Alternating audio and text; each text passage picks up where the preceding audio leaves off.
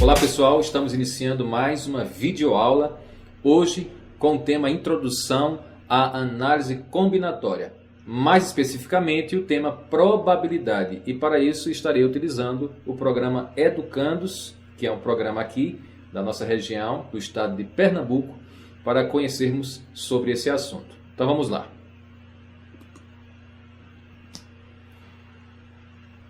Acompanhe. No nosso dia a dia, podemos observar experimentos cujos resultados são facilmente previsíveis. Por outro lado, existem outros experimentos que não conseguimos prever os seus resultados. Observe alguns desses experimentos e após isso responda ao questionário abaixo que nós iremos fazer aqui junto, tá certo, nesse programa. Então, primeiro, experimento determinístico. O que é isso? Vejamos aqui um exemplo. Observe essa ilustração. Nós temos aqui, nessa ilustração, um tiro de canhão, né? E a gente vai alterar aqui os valores da velocidade, tá certo? Que essa bala atinge e também o ângulo. E vamos observar, tá certo? Até onde ela alcança. Você vai ver que isso aqui tem uma relação com um assunto que você já viu outrora.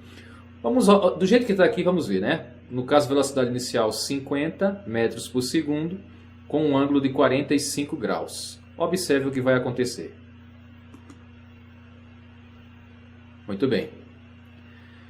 Veja, ele atingiu ali 250 metros. Foi o que ele atingiu com a velocidade de 50 metros por segundo. Aqui no programa diz assim: para cada valor de ângulo e velocidade inicial de lançamento, podemos determinar o alcance da bala de canhão. Temos aqui um evento determinístico. Podemos prever o resultado do nosso experimento. Eu vou modificar aqui, no lugar de 50, eu vou colocar 100, para que você possa ver a diferença do alcance. Veja, mesmo ângulo 45 graus.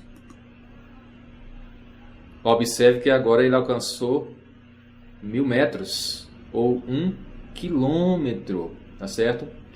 Você está percebendo esse tipo de gráfico aqui, né? Ele já nos lembra aquele gráfico da equação ou da função do segundo grau. Você deve lembrar dela, né? Que forma uma parábola, que a gente vai ver em outro assunto, tá certo? E até entendermos por que isso acontece nessa ilustração. Eu vou mudar aqui o ângulo para 60 graus, só para ter uma ideia. 60 graus, tá certo? Com a mesma velocidade de 100, vamos ver se ele vai atingir mais ou menos de 1000. Observe. Aproximou-se de 900 metros. Bom, como a aula não é agora no momento para trabalhar a função do segundo grau, mas para você ter uma ideia, tá certo, de relacioná-la com esse assunto, você pode perceber que com determinadas fórmulas nós poderemos prever esses resultados. Portanto, esses resultados são determinísticos, ok? Vamos para a próxima. Agora vamos conhecer sobre o experimento aleatório. Vejamos, um exemplo. Ó. Ao lançarmos um dado, você saberia dizer com certeza qual número vamos obter? Certamente que não, né?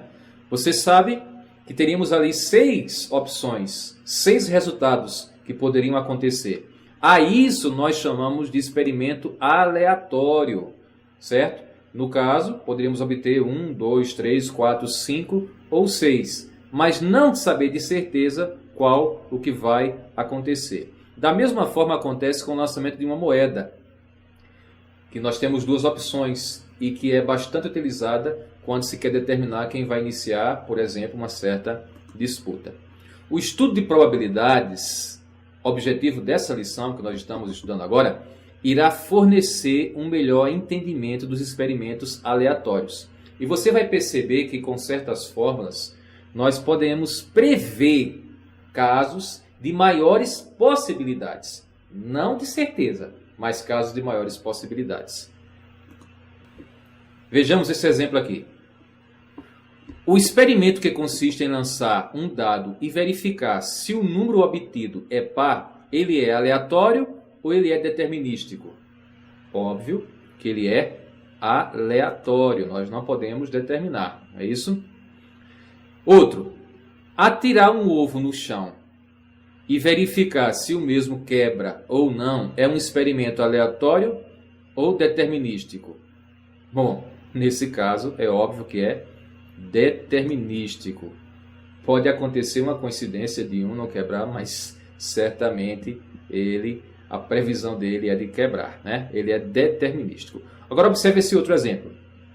Determinar se uma dada pessoa ganhará ou não na loto é um experimento aleatório ou é determinístico? É óbvio que é aleatório. E olha que é aleatório mesmo, viu?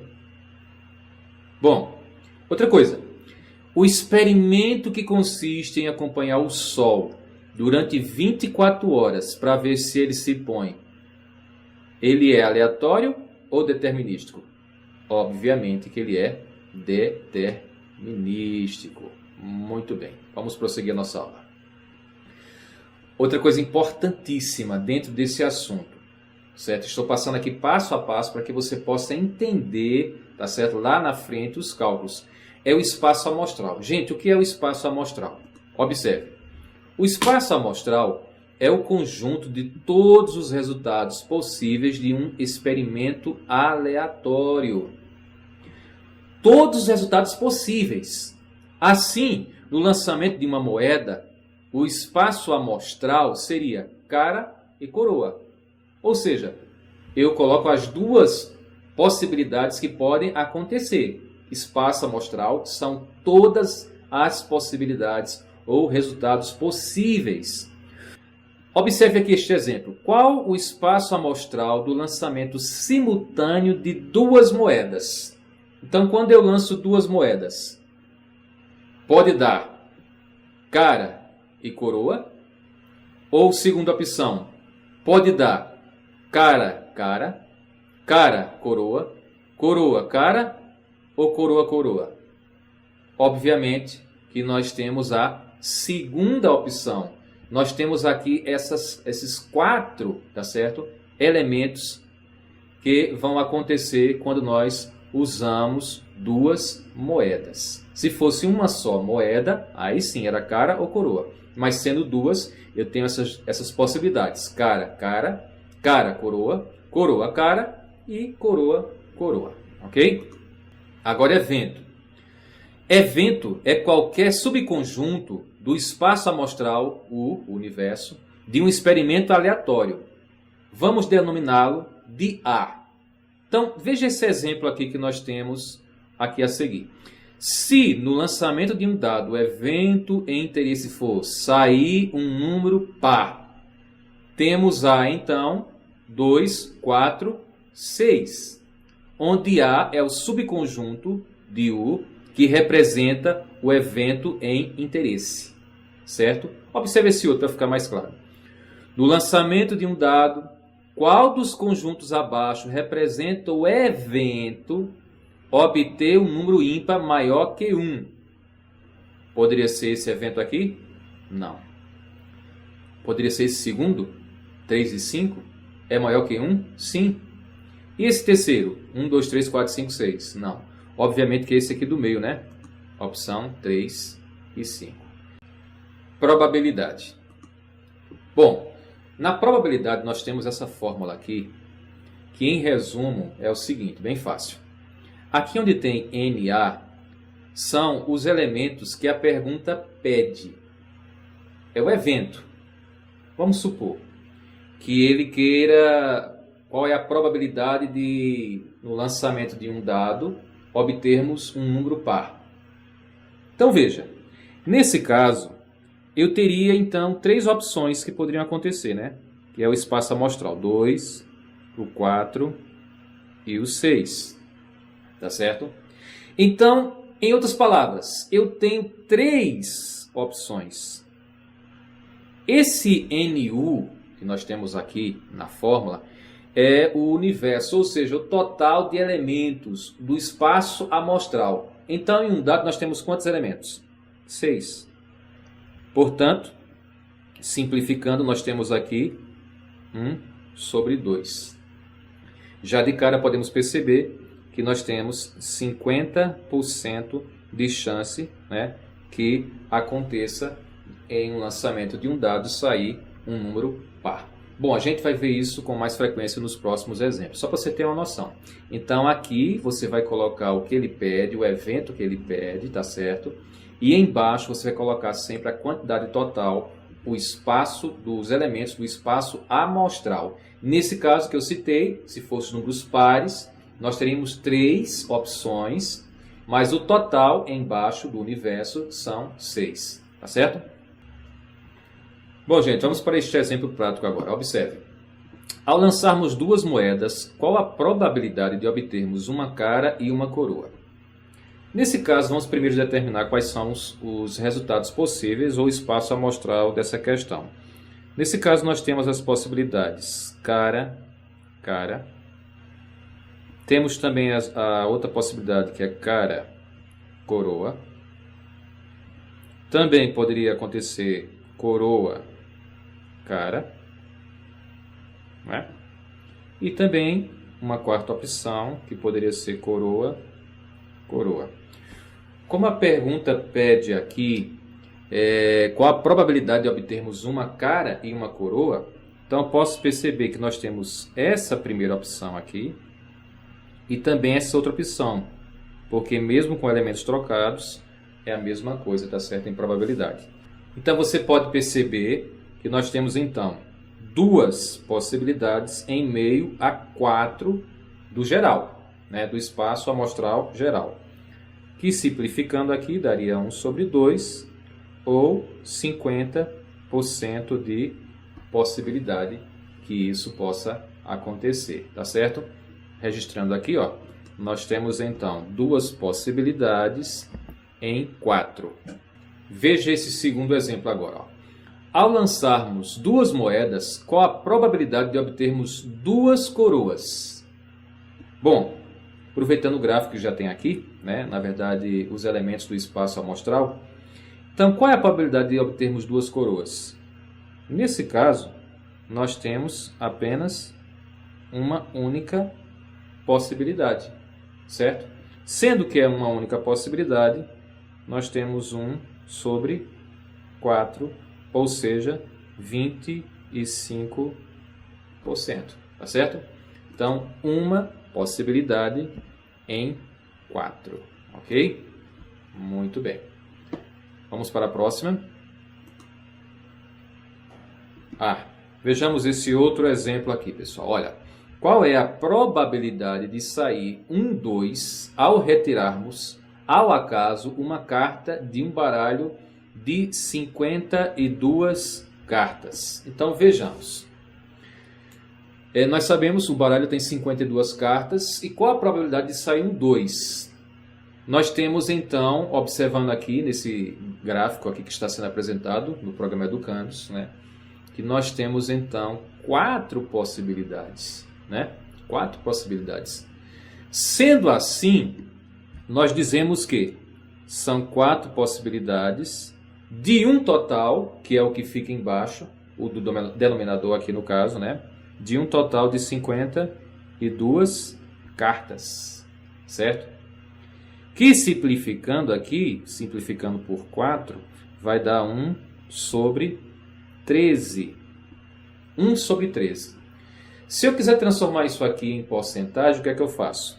Eu vou dividir 1 por 13. Vamos aproveitar e fazermos esse cálculo, porque porventura você possa ter alguma dúvida nesse sentido e a gente já aproveita e tira aqui, né? Observe, 1 aqui é menor do que 13, então vou ter que colocar 0,0 aqui. Mesmo colocando esse 0 ainda ficou menor, 10 dividido para 13 ainda ficou menor. Vou acrescentar mais outro 0 e outro 0 aqui. Então agora nós temos 100 dividido por 13, que no caso vai dar quanto? Vai dar 7. 7 vezes 13 é 91. Então 91 para 100, 9. Então dá aproximadamente 0,07. Quando nós multiplicamos isso aqui por 100, que é para transformar em porcento, eu multiplico por 100, tá certo? Então nós vamos ter aqui, ó, repete os dois zeros. 1 vezes 7, 7.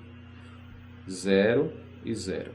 Nesse esquema aqui que você multiplica por 100, você repete os dois zeros e multiplica apenas o 1, tá certo? Como são dois números aqui, ó, depois da vírgula, portanto, o resultado será de 7% que isso aconteça, né? De sair um 2 em meio a um baralho de 52 cartas. Então, preenchendo aqui, ó, nós temos 4 em 52 possibilidades. Muito bem. Tem até aqui uma solução. Olha só. Nesse caso, o espaço amostral é composto por 52 cartas. O conjunto que representa o evento desse interesse é 2 de paus, 2 de copas, 2 de espada e 2 de ouro, conforme você viu naquela ilustração, né? Então, fazendo aí a formulazinha, que nós aprendemos agora há pouco, vai ficar 4 sobre 52, que, simplificando, 1 sobre 13, e fazendo a divisão, nós vamos encontrar 0,07, que multiplicado por 100, vamos obter 7% de chance que isso possa acontecer, tá certo? Vejamos esse outro exemplo aqui, ó. Nós temos agora, qual a probabilidade de sair um 2 ou um 8 ao retirarmos ao acaso uma carta de baralho de 52 cartas? Então você já pode perceber aí de cara, na ilustração da tela, que nós temos 8 opções para isso, né? 4 com 2 e mais 4 cartas com 8. Então nós temos 8 possibilidades em 52, que é o total geral, é isso? Simplificando aqui, nós temos então 4 por 26, e mais ainda daria 2 sobre 13, certo? Então, para descobrirmos a porcentagem, nós vamos fazer 2 dividido por 13. Como 2 é menor, fica 0,0, fica 20. 20 por 13 vai dar o quê? Vai dar 1. 1 vezes 13, 13 para 27, baixa 0. 70 vai dar, no caso aqui, 5. 5 vezes 13 vai dar 65 para 75. 0,15. Multiplicando isso aqui por 100, tá certo? Você pode multiplicar dessa forma. Você repete aqui os dois zeros, tá certo? E 1 vezes 5, 5. 1 vezes 1, 1. 1 vezes 0, 0. Como são dois números depois da vírgula, resultado, a resposta vai ser isso aqui, ó. 15%, tá certo? É a possibilidade de acontecer, de sair 2 ou 8 ao retirarmos uma carta num baralho de 52 cartas, tá certo? Veja esse outro exemplo aqui, ó. No lançamento de um dado em uma moeda, qual a probabilidade de obter coroa na moeda e a face 5 no dado? Nesse caso, vamos fazer o seguinte. Nós temos a moeda e nós temos o dado. Bom, a moeda ela tem 2 possibilidades e o dado nós temos 6 possibilidades. Gente, o espaço amostral dele aqui é, na verdade, a multiplicação entre eles. Ou seja, nós temos 12 possibilidades, tá certo? Eu poderia ter, por exemplo, coroa mais 6 resultados do dado. Ou poderia ter cara mais 6 resultados do dado. Portanto, são 12 possibilidades no total, tá certo? Então, veja só o que ele quer aqui, né? No lançamento de um dado, qual a probabilidade de obter coroa na moeda? Ó, coroa, e a face 5 no dado. Então, quantas possibilidades há de acontecer isso nesse caso? Somente uma possibilidade. Nós temos uma possibilidade no meio de quantas? No meio de 12, certo? No meio de 12. Nesse caso aqui, em termos de porcentagem, ficaria 1 dividido por 12. Vou colocar 0,0. O 10 aqui é menor, mais uma vez acrescento outro 0, né? Coloco outro 0 aqui. 100 por 12 vai ser o quê? 8, tá certo? que no caso vai dar 96 e sobra 4. Então ficou 0,08. Quando nós multiplicamos isso por 100, nós vamos obter o quê? 8%. Naquele esquema lá que eu expliquei a vocês de multiplicar por 100, tá certo? Então vejamos aqui no aplicativo do Educandos. Nós temos então uma possibilidade em 12. Muito bem. Observe aqui a solução. Do jeito que eu expliquei. Nós temos aqui 12 possibilidades no geral, que é justamente o espaço amostral, são os 12 elementos que poderia ser cara 1, cara 2, cara 3, cara 4 e assim por diante, assim como coroa 1 até coroa 6. 12 possibilidades, tá certo? Mas como a pergunta pedia exatamente, né, coroa e 5, então só existiria essa única possibilidade. Sendo assim, a resposta é 1 sobre 12, tá certo? Bom, pessoal, nesse outro exemplo aqui, nós temos aqui, ó, no lançamento de 2 dados, qual a probabilidade de se obter nas faces voltadas para cima a soma dos pontos igual a 6? Então, vamos lá. Já que são dois dados, né? Cada dado, obviamente, tem 6 possibilidades. Tá certo? No total, então, temos 36 possibilidades de elementos no espaço amostral. No caso aqui, ele quer a soma desses dois dados igual a 6. Sendo igual a 6, nós vamos ter o quê? Pode ser, no primeiro dado, 1, no segundo dado, 5. No outro dado, na outra possibilidade, poderia ser 2 e 4. 4 e 2. Também poderia ser o quê? 5 e 1, já que foi 1 e 5 na primeira, né? E também, no caso, nós temos 3 e 3. Percebemos que são 1, 2, 3, 4, são 5 possibilidades. Então, são 5 possibilidades em 36, que é o total geral, né? Então, vamos lá. Vai ficar 0,0. 50 por 36 vai dar 1. Sobra 14, tá certo? Acrescento 0 aqui, fica 140. 140 por 36 vai dar 3. 3 vezes 36 vai dar 108. 108 para 140 vai sobrar aqui 32. Tá certo? Então dá 0,13, que multiplicando por 100 vai dar o quê? 13% de possibilidade de isso acontecer. Bom, prosseguindo, gente. Para nós encerrarmos, eu acho que você deve ter percebido a lógica ali, né? Tem uma corrida de cavalos. Nessa corrida de cavalos, vai ser sorteado 2 dados.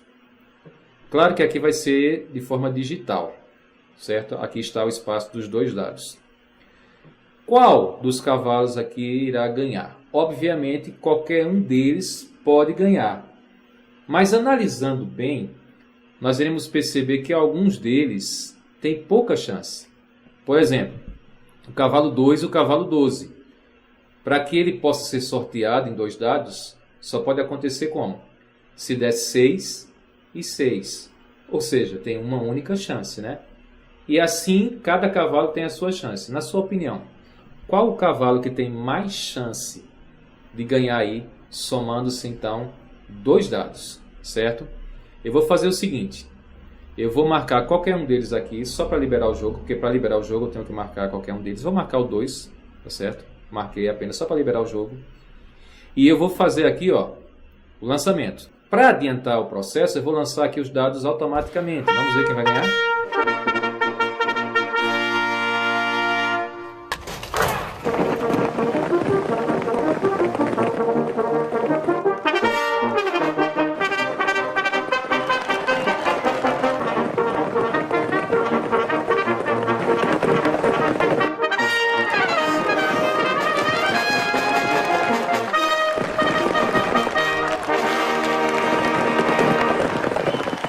cavalo 7 ganhou. Interessante que eu já usei várias vezes esse recurso aqui, e o 7 ele ganha na maior parte das vezes que eu faço isso com os alunos. Já fiz isso bastante em sala de aula. Ora, por que isso acontece? Veja só essa conclusão que tem aqui no Educantes. Eu vou até pular essa parte aqui para mostrar novamente aquilo que já foi feito no slide anterior aqui do Educantes. Observe, o cavalo 7, ele tem aqui, ó, 1, 2, 3, 4, 5, 6 possibilidades em meio de 36. Você pode perceber que o cavalo com o número 6, ele teria o quê? 5 possibilidades, assim como o cavalo de número 8 também teria. Portanto, o cavalo 7 tem mais chances. Isso não significa que só o 7 pode ganhar. Eu vou até fazer uma simulação aqui rapidinho, para ver se novamente o 7 vai ganhar. Mas vamos perceber que, na verdade, qualquer um deles pode vencer. Agora, a chance do 7 é maior, ele tem maior possibilidade que os demais.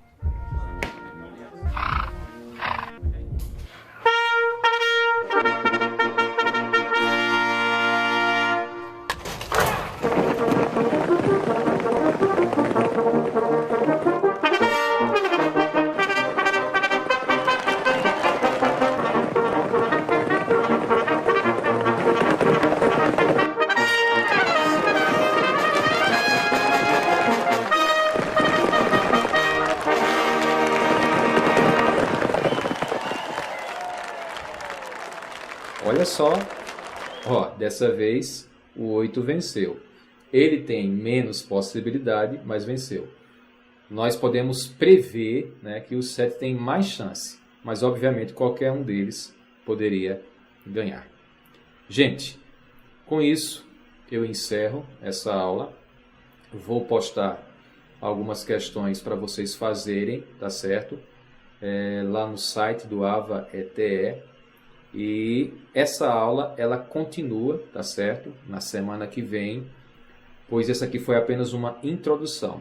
E a gente vai estudar também o princípio fundamental da contagem, que é um assunto bem interessante e está relacionado com esse esquema que nós aqui também vimos. Então, um abraço para você e até a próxima videoaula.